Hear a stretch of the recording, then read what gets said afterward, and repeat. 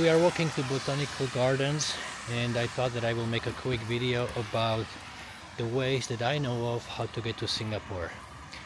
So when you want to get to Singapore, I would say there's probably two different paths that you can take. One is without the marriage, second one is with the marriage. The first one, without the marriage, option number one, you are working abroad and you will be looking for listings or job openings which are in Singapore. Do not get discouraged. Maybe this method is one of the most difficult ones, but I know that it works. I've seen people that got hired for the office in Singapore from all around the place, obviously from India, Indonesia, Vietnam, Malaysia, Philippines, all around the place. So just keep trying, and there's a very high chance that at the very least you will be invited to the interview, because if you have a skill set which what is the right term, which is required and companies are looking for, then there shouldn't be a problem. The other option, you are working for an international company, and this international company has in Singapore a branch or an office. You can request to come to Singapore as an expat. And what does an expat mean? Expat means that you will come to Singapore only for the limited time. It's usually 2 to 3 years, and if you are an expat, company usually pays all of your expenses, including the housing, car if you need one, schooling for the children, and you are getting salary in your home country. Half is converted into Singapore dollars and sent to your Singapore account. So obviously this is a good way how to save the money, because company will cover the largest expenses, which is the housing. The option number 3, when you are single, would be you are working for an international company which has an office in Singapore. You may request a one-way transfer, meaning your position will be transferred to Singapore.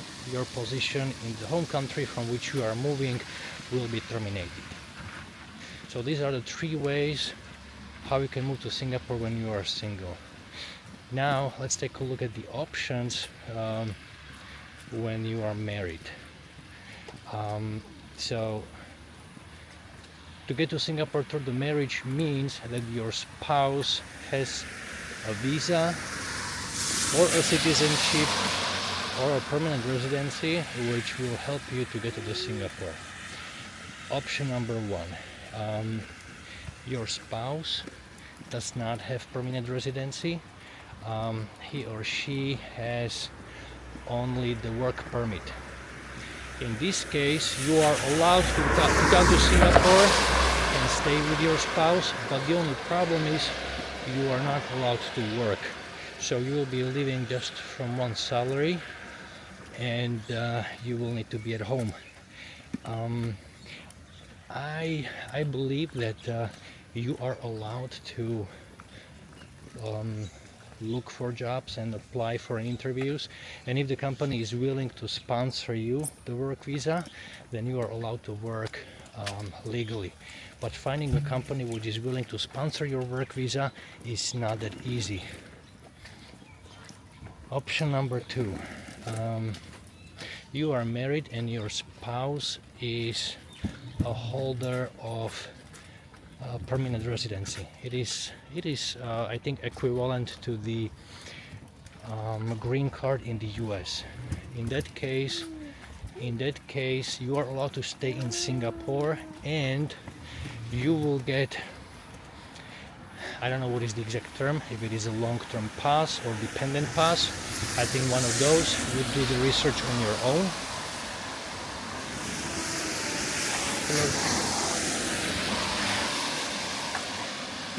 There was a security guy. We walk this way every single day, so we just said hello. So your spouse has permanent residency, which means you are allowed to freely work in Singapore. You can apply for any job position, and the employer doesn't have to sponsor you with the work visa, which gives you advantage during the interview process. And then an option how to get over here through the marriage, the option number 3 would be you are married to a citizen or a Singaporean. Obviously, in that way, or in this scenario, the whole procedure is that much easier. You will get the work permit quicker, so forth and so on. I just want to highlight one thing, that whichever option you will choose how to get to Singapore, please keep in mind, we are crossing the road over here, so I need to take a look. Please keep in mind that you can get to Singapore only one way, and that is a legal way. Forget about coming to Singapore with work permit and work here illegally. Most likely, or I'm almost certain, nobody will hire you that way. If you try to come here with the visitor visa for 30 days and you don't leave the country, you will stay here longer and you will be trying to look for a job. Once you will be leaving the country, they will flag you in the system, and most likely you will get the lifetime ban to enter Singapore. So be very, very careful when you will be trying to find a sneaky way how to get in. Always remember that the official and the legal way is the only way how to get here. So I wish you luck, and if you have any questions, please leave me a comment below, and I hope that this video was a little bit helpful to you. Thank you very much for watching.